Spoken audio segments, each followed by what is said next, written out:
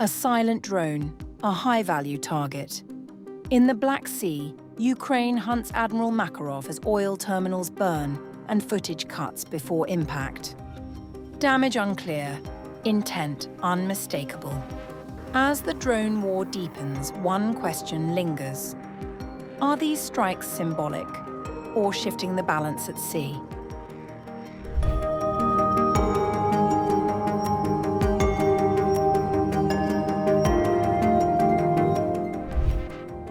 Ukraine says it has carried out a coordinated overnight strike targeting a key Russian naval asset and energy infrastructure in the Black Sea, marking another escalation in its expanding drone campaign. According to Reuters reporting on April 6th, Ukrainian forces struck a Russian warship in the port of Novorossiysk, as well as a drilling rig near occupied Crimea. Kyiv's Unmanned Systems Forces commander Robert Brovdy, also known as Mayar, said the target was the Admiral Makarov missile carrier. The Admiral Makarov is a critical asset in Russia's Black Sea fleet, armed with Kalibr long-range cruise missiles. The frigate has been used repeatedly in strikes on Ukrainian cities and infrastructure. Originally commissioned in 2012, the vessel became the fleet's flagship after the sinking of the Moskva in 2022. According to Ukraine's military statement on April 6th, drones also struck the Sheskharis oil terminal, which was reportedly set ablaze during the same operation. Separately, Ukraine said another strike hit the Syvash offshore drilling platform west of Crimea. The attack was carried out by the 413th Unmanned Systems Regiment, known as RAID. Footage released by Ukrainian forces showed a naval vessel in the crosshairs of a long-range drone moments before impact. Although the video cut before confirming a hit, battle damage assessments are still underway, and the success of the strike has not been independently verified, according to the Kyiv Independent, April 6th. Ukraine has previously claimed strikes on the Admiral Makarov, including incidents in 2022 and March 2026, but with inconclusive results. Meanwhile, in a separate development, a senior Russian military commander has died in a plane crash in occupied Crimea. According to BBC Russian service, Alexander Otroshchenko, commander of the 45th Army of the Northern Fleet's Air Force and Air Defense, was among 30 people killed when an An-26 military transport aircraft crashed into a cliff on March 31st. Russia's defense ministry said the aircraft suffered a technical malfunction during a scheduled flight. There was no indication the crash was linked to combat operations. The latest strikes underscore Ukraine's growing reliance on long-range drone warfare, targeting both military platforms and logistical infrastructure deep behind Russian lines.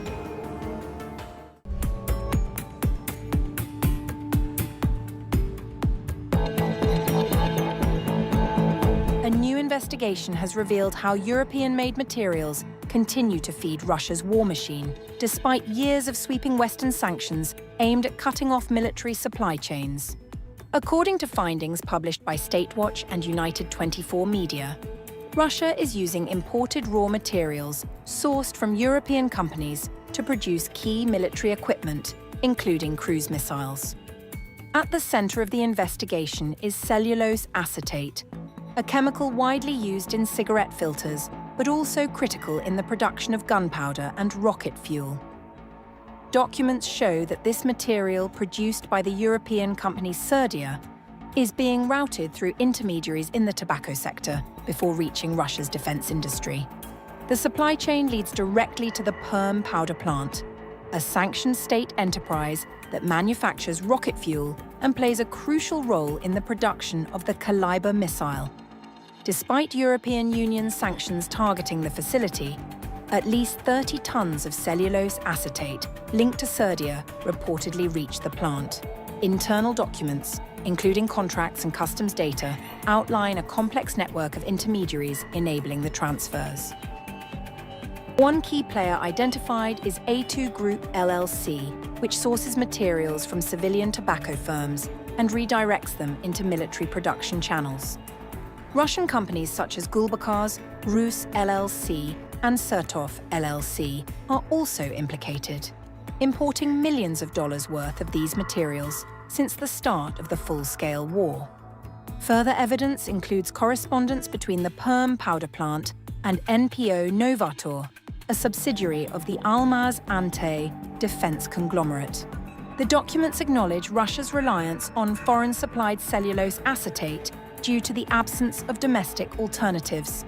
The implications extend beyond a single weapons system. Investigators found that cellulose derivatives are used in a range of Russian military hardware, including guided aerial bombs such as the KAB-500 and KAB-1500, air defense systems like the S-300 and Buk, and even the Yars intercontinental ballistic missile. The findings point to a broader pattern of sanctions evasion. Materials are legally imported into Russia through civilian channels, purchased by intermediaries, and then diverted to military facilities. This multi-layered system allows Moscow to maintain production despite restrictions. A previous investigation by the Kyiv Independent had already highlighted how industrial chemicals continue to reach Russia through loopholes in European sanctions frameworks. Together, these reports underscore a persistent gap between policy and enforcement. As the war continues, the evidence suggests that global supply chains remain deeply entangled in Russia's defense production. And as long as dual-use materials can move through indirect routes, sanctions alone may struggle to fully disrupt Moscow's military capabilities.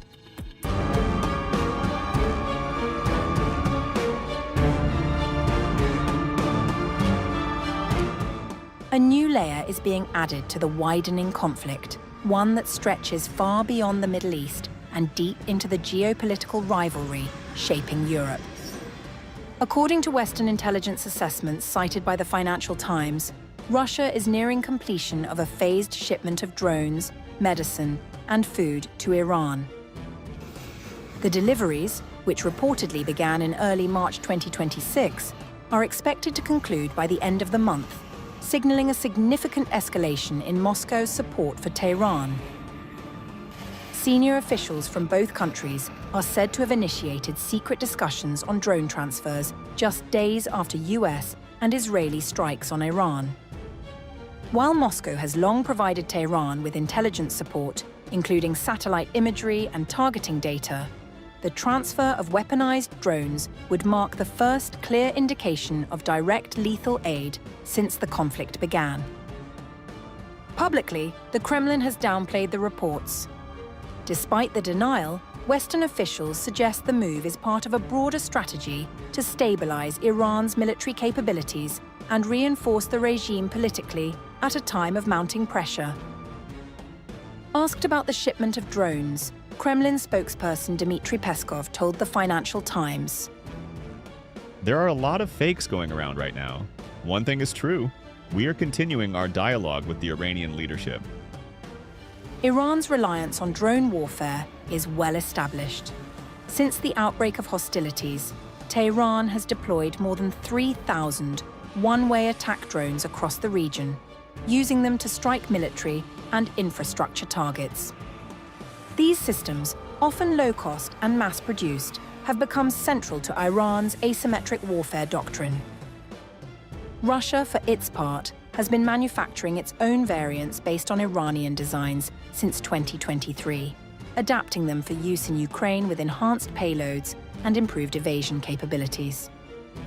Analysts believe Iran could be seeking advanced Russian models, potentially including variants similar to the Geran-2, to upgrade its existing fleet or reverse engineer improvements into domestic systems.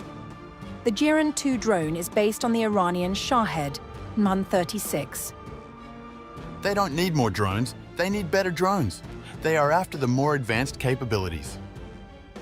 Analysts say the advanced Russian weaponry could also improve the effectiveness of Iranian drone strikes, especially if Tehran did not have the time to integrate that technology into its domestic systems.